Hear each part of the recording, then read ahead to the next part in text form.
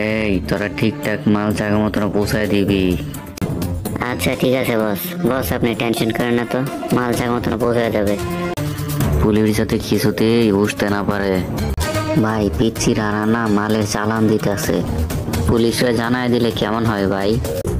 দাঁড়া, আমি দেখতেছি কি করা লাগে, কিভাবে পিচ্ছিরা না মাল পাচার করে। ভাই কে জানে বলে দিছে আমরা মাল চালান দিতেছি, পুলিশের গাড়ি সহ মাল ধরে নিয়ে গেছে। তোরা একটা কাজ ঠিকঠাক ভাবে করতে পারস না।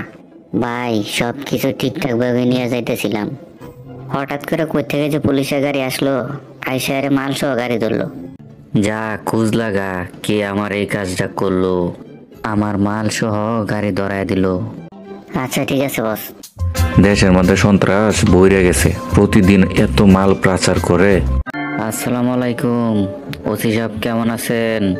আপনাদের জ্বালা যন্ত্রণা নাই কি ভালো থাকতে পারি? কেন আমরা আবার কি করলাম? এই যে আপনার রাতের অন্ধকারে মাল পাচার করেন, আপনি কি এখন আপনার যে মাল ধরছি এই মাল কি এখন ছাড়াইতে আসছেন? ওসি তুমি আমার মালগুলো ছাইরা দাও, বরং তোমারই লাভ হবে।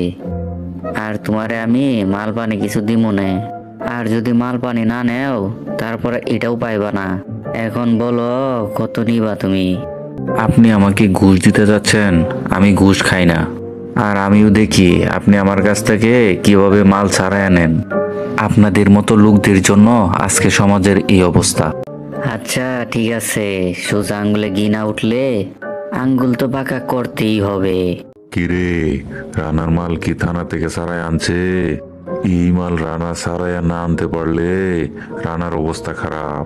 ভাই রানা আমাদের সাথে বেশি বাড়াবাড়ি করছে, আমার এত এত টাকার মাল যেমনে হোক ছাড়াই আনতেই হবে।